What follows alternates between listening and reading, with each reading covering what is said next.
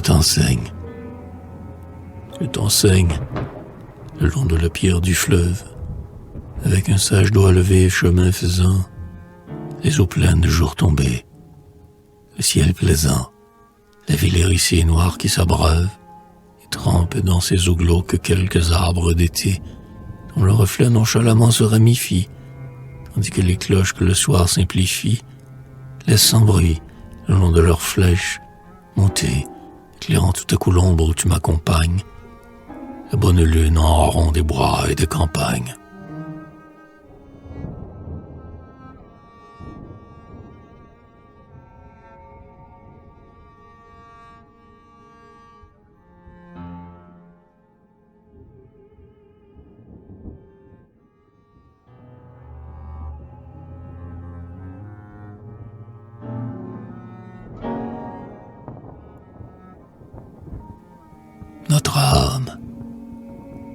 Notre âme est un peu triste, et nous ne savons pas pourquoi, ni toi, ni moi. Il faut que le beau temps d'aujourd'hui nous assiste. Descendons au jardin. Je prendrai le chapeau de toile, sous lequel ta petite son profil gamin. N'importe quelle fleur y mettra son étoile. J'ouvrirai de grands yeux, interloqués, comme les gosses, bercés dans le couchant tardif et vaporeux, les arbres enfleuront d'Écosse. Nous serons sur le banc que nous aimons le mieux, et, levant un index grave qui certifie, ta petite fera de la philosophie.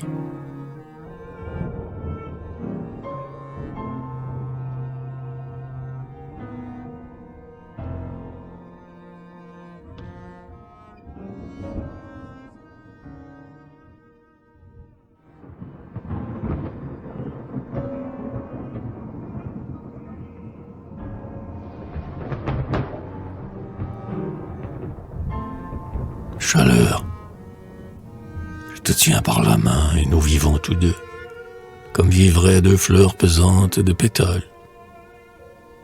Le vent est surchargé de parfums trop mielleux qu'absorbent doucement nos âmes végétales.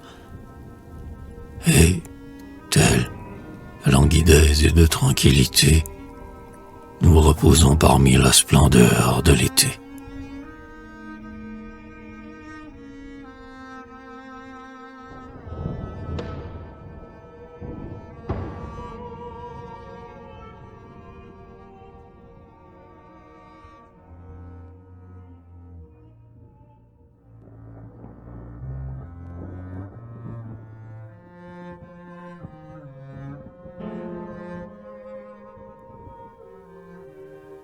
L'orage à la fenêtre. Nous avons contemplé, sans parler, tous les deux, Paris enseveli dans ses gris fabuleux. Par-delà le grand parc dont les branches voisines mêlent leurs torsions complexes aux usines. Dans la verdure, au loin, des tuiles sur un toit luisaient, et je songeais à des villes d'estampes, contente simplement d'être à côté de toi, encore que défaillante et la sueur aux tempes.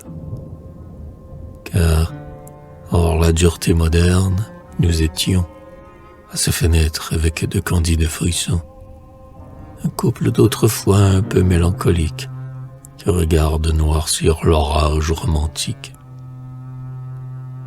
Et Charlotte évoquant Klopstock ou Bernardin, ou Musset, enchantait nos rêveuses mémoires, pendant que le ciel, plein de menaçantes moires, donnait en arrosant la ville et le jardin.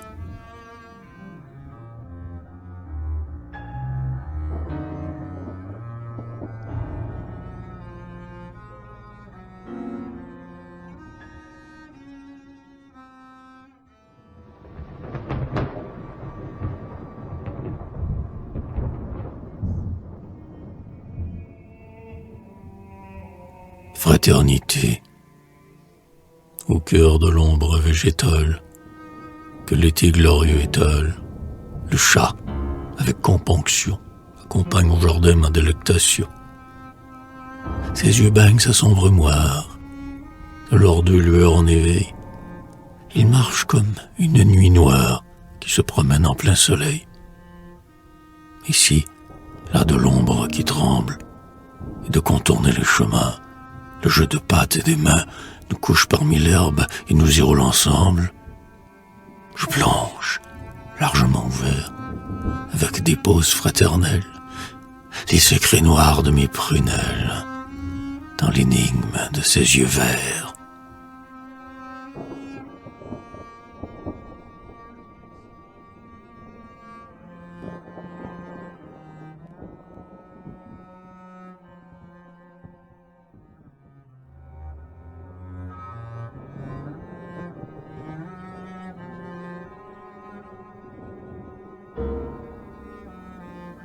Allusion.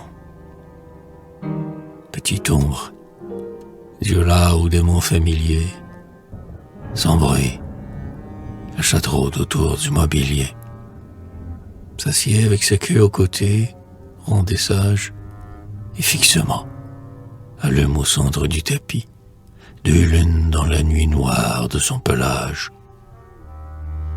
Mais, dans sa patte, 5 durs ongles sont tapis, que pourrait dégainer son humeur décevante, et je sais la souris de son dernier repas, si lentement cruelle, et qu'elle représente certains intimes fonds dont on ne parle pas.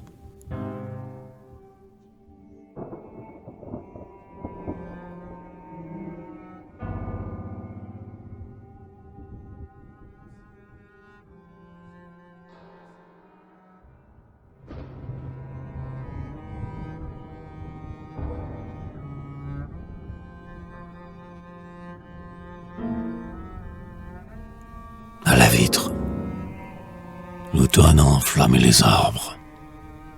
Le jardin tord sous le ciel gris son immobile incendie, qu'arrose finement, froide et droite, la pluie. Aujourd'hui, il faudra me tenir par la main. Il faudra me tenir pour que mon âme reste dans le tendre présent et ne s'échappe pas, vagabonde, vers un octobre de là-bas, dont celui-ci me fait retrouver l'ancien geste. Pour que mes lentes mains et que mon front lassé n'aillent pas s'appuyer aux arbres du passé, pour que mes yeux ne pleurent pas des agonies, dans la rose douceur des automnes finis.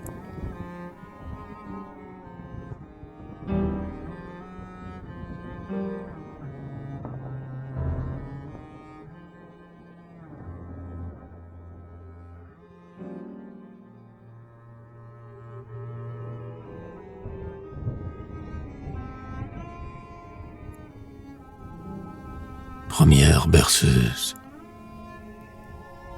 Le petit comme en un vaisseau dorme balancé. Dors, mon âme. Mon cœur de femme est un berceau où peut se dorloter ton somme. Ils veulent s'endormir au son des berceuses sempiternelles. Mon amour est une chanson qui sait toutes les ritournelles. Leur mère est là qui les défend. Mais n'as-tu pas mon âme claire, ou reposée comme un enfant, qui s'est endormi sur sa mère?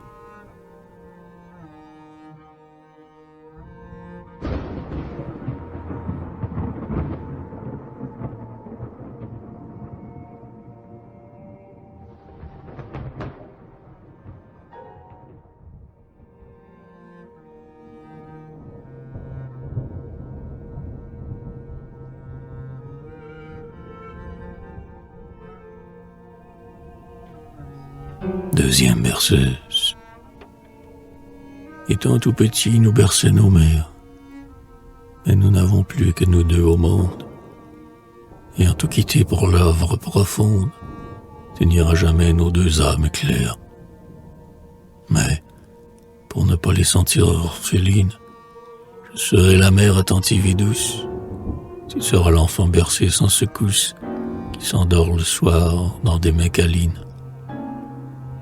Et j'inventerai de tendres paroles au bord de ton lit, dites une à une, lorsque le rideau fleurit des corolles, dont la veilleuse est le lent clair de lune.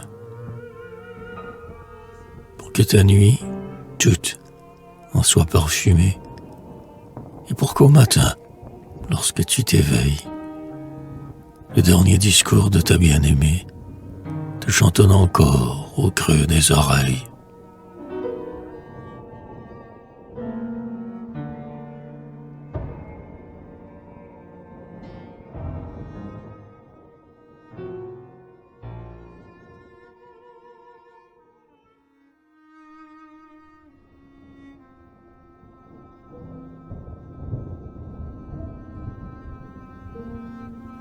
L'accueil. Nous partirons tous deux vers la vieille maison à qui le passé fit une âme, où nous accueille le jardin dévoré d'automne feuille à feuille, dans lequel, tristement, s'envole la saison. Car de tous tes gazons restés aromatiques, de tous tes arbres fous, jardin, tu nous attends. Ici que toi, maison tranquille du vieux temps, de tous les petits coins et recoins illogiques, afin que nous hantions ces pénates à deux, que, double, pour longtemps notre ombre s'y étende, pour qui chante aussi sa joie et s'y entende, le pigeon qui recoule en nos causes amoureux.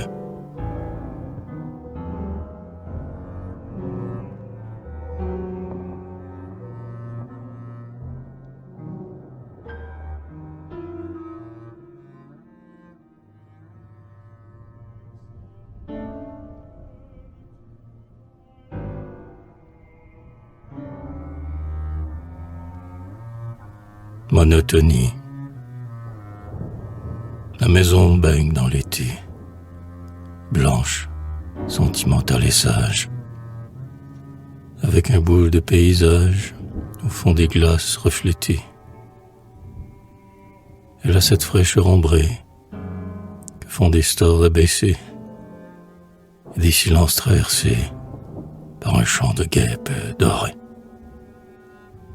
Son parc, comme dans les albums, enchevêtre un feuillage fruste, et, sur sa terrasse vétuste, sont d'éclatants géraniums. Et quoique la ville soit proche, le bruit en est si peu distinct, qu'on croit plutôt dans le lointain, l'heure des vagues sur la roche. Nous vivons là tout doucement, avec quelques musiques, un livre à parcourir, un songe à suivre, et surtout en nous y aimons.